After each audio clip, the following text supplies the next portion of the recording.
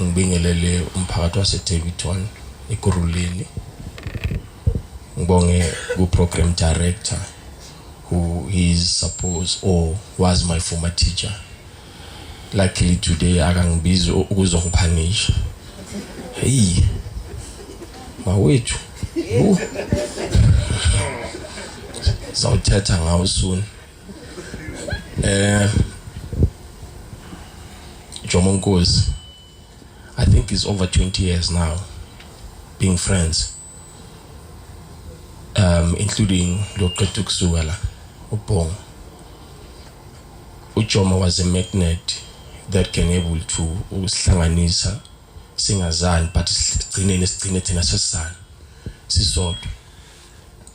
Ujomo, when we met was through bengifunda la a unit ngi-SOS remember mawuthi bengayifuni lento le ukuthi mina ngihlale ngiphambili ngiyaleader anibethela lo nto athi zapha kwedinza kubetha. How we met besifune isound knowing uJomo ukuthi eDaveyton umuntu one sound u-DJ uJomo. Ngihambe ngikuJomo ngiyokhuluma naye ndoda ngimfishane ngayo ngikhuluma naye ufuna isound. Uzosinikeza isound uJomo. Sibuye futhi siyifune futhi asinikeze. We started now to engage now in terms of a friendship to saqala ke manje saba ne engagement from there.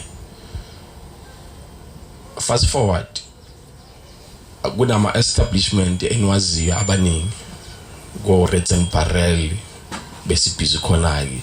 He was an entertainer uJomo. When it comes to music, uJomo was your guy to go to. uJomo music I don't think wafundela. It's pure side. uJomo IT I don't remember mankosi ayifundele IT. But iPC ayikho into abangazi ngePC. uJomo bakazi izinto ezaziwa angazi yini abantu abanjani uJomo uzokuvumbulela zona lezo zinto lezo.